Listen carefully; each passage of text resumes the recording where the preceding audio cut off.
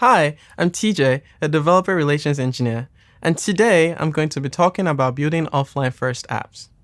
Why build an offline first app, you ask? Apps don't always have access to the internet, but that doesn't mean they have to stop working. So let's learn how to build one. Building an offline first app starts in the data layer, with repositories and the data sources they delegate to. An offline first repository that has network access requires a minimum of two data sources, a local data source and a network data source. It's the repository's responsibility to populate the local data source with the network data source. Since the local data source and the network data source often defend the implementations for fetching data, it is often beneficial for each data source to have a distinct model representing the data it provides. Consider a news app that has authors. A local data source backed by SQL, for example, may provide an author entity. A network data source, however, may provide a network author. The semantic differences between these two is purely a data layer concern. They should be kept internal to the data layer, and a third model, author, should be exposed to the rest of the app.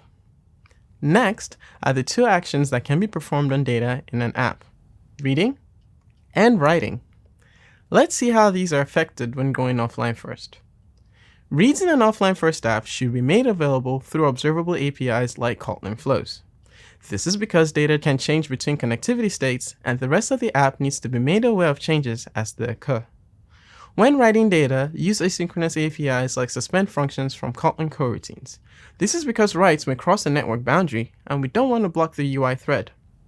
For both reads and writes, managing connectivity changes requires two main concepts. Queuing till the network is available, monitoring to check network access. Implementing the above follows a linear structure where the implementation of each step varies. For reads, this involves queuing the read, waiting for a network connection, performing the read from the network, and finally updating the local data source. It is important to note the external layers of the app must always read from the local data source. This enforces data consistency in between connectivity states. For writes, the pattern is similar. Writing to the local data source first if the business logic requires it, queuing the write to the network, waiting for a network connection, performing the write to the network, and finally, resolving any conflicts that may arise after the write. Writes in offline first apps typically require more consideration than reads because of conflicts. Therefore, an offline first app doesn't need to be able to write data offline for it to be considered offline first. If there's a failure in any of the above, the solution typically is checking if the operation should be retried, terminating if it shouldn't, otherwise requeuing the operation to be performed at a later time, and finally persisting the result when successful. When connectivity is restored, an offline first app needs to reconcile data in its local data source with that in the network data source. This process is called synchronization. There are two main ways an app can synchronize with its network data source: pull-based synchronization and push-based synchronization. In pull-based synchronization, the app reaches out to the network to read the latest application data on demand. A common heuristic for this is navigation-based, where an app visits a screen, pulls data for just that screen, then visits another screen, and pulls data just for that screen too. The pros of this is that it's relatively easy to implement. Data that is not needed will never be fetched, and then the cons of this are it's prone to heavy data use when screens are revisited. It doesn't scale well with relational data, as dependent data has to be fetched on demand. In push-based synchronization, the local data source tries to mimic a replica set of the network data source to the best of its ability. It proactively fetches an appropriate amount of data on first startup to set a baseline, after which it relies on notifications from the server to alert it when that data is stale.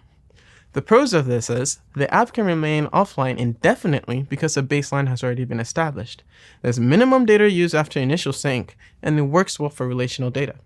The cons of this are, versioning data for conflict resolution is non-trivial. There could also be concurrency concerns during synchronization, and it must be supported by the network.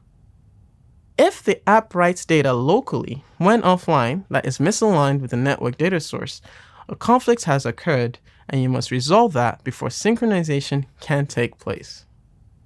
There are a lot of strategies that may be used for conflict resolution. However, a common and robust approach is last write wins. In the timeline shown, both devices have been synchronized and are offline. A short while later, device A writes data locally. A little while after, device B writes conflicting data locally too.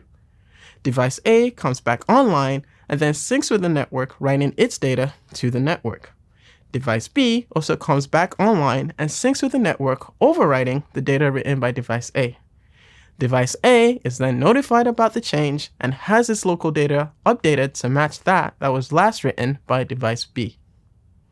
To learn more about building offline first apps, be sure to check out the Now in Android sample and the Offline First Guide. See you next time.